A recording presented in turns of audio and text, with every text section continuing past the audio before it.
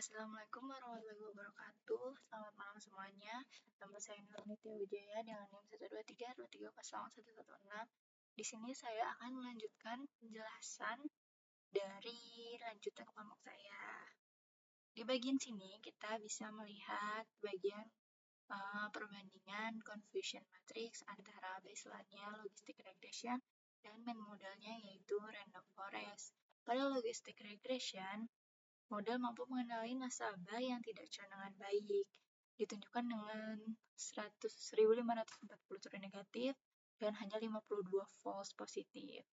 Namun, model ini masih lemah dalam mengenali nasabah yang benar-benar churn, karena terdapat 320 false negatif jauh lebih tinggi dibanding 88 true positif. Sementara itu pada random forest, performanya lebih seimbang, model menghasilkan 1377 true negatif dan 215 false positif. Namun yang paling penting adalah peningkatan besar pada deteksi churn, yaitu 228 true positif dan hanya 120 false negatif. Ini berarti random forest lebih mampu menangkap pola nasabah yang beresiko churn. Jadi berdasarkan matriks ini, random forest jauh lebih efektif untuk prediksi churn dibanding logistic regression.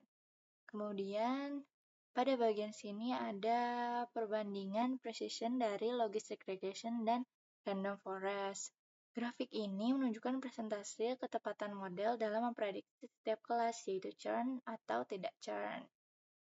Untuk logistic regression, precision pada kelas tidak churn cukup tinggi, yaitu sekitar 82%, yang berarti mayoritas prediksi tidak churn memang benar. Namun, precision untuk kelas churn hanya 37%, artinya lebih dari separuh prediksi churn masih salah. Ini menunjukkan model baseline yang kurang mampu memberikan prediksi churn yang akurat. Sedangkan pada model random forest, precision meningkat secara signifikan. Precision kelas tidak churn mencapai 92%, dan yang lebih penting precision kelas churn naik menjadi 37%. Sedikit lebih baik daripada logistic regression walaupun peningkatannya tidak terlalu besar. Random forest tetap memberikan prediksi churn yang lebih stabil dan akurat.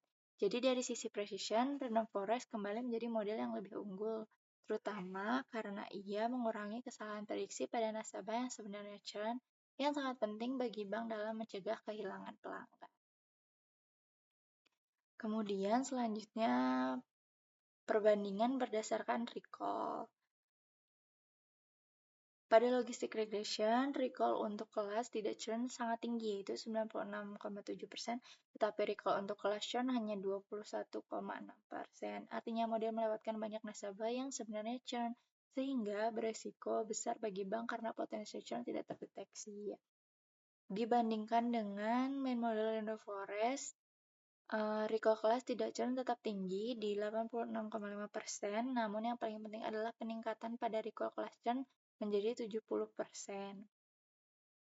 Ini berarti random forest mampu menangkap sebagian besar nasabah yang benar-benar akan churn. Dengan kata lain, dari sisi recall, random forest jauh lebih efektif, terutama karena tidak banyak melewatkan nasabah yang berpotensi churn. Ini membuat random forest lebih cocok untuk strategi pencegahan churn bank. Kemudian selanjutnya ada ROC, ada kurva ROC. Pertama, garis biru adalah logistic regression dengan nilai AUC sebesar 0,78%. Nilai ini menunjukkan kemampuan model yang cukup baik, namun belum optimal dalam memisahkan kedua kelas. Sementara itu, garis hijau adalah kurva random forest dengan nilai AUC lebih tinggi yaitu 0,87.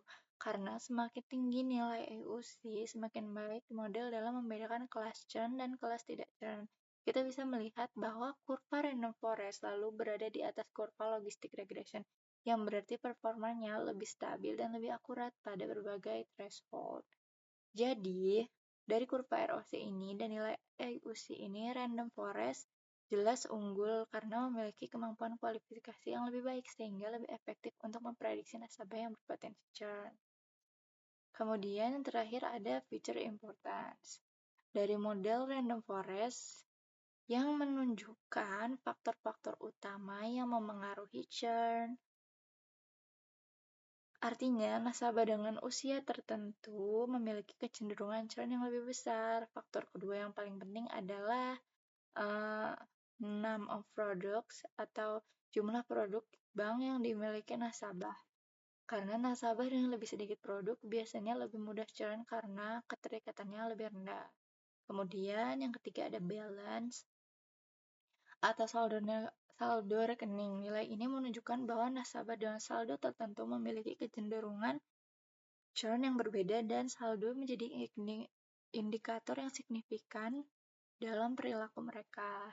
Selain itu, terdapat faktor-faktor lain seperti tenor, balance salary ratio, is active member, credit score, geography Germany, estimated salary, dan point earn.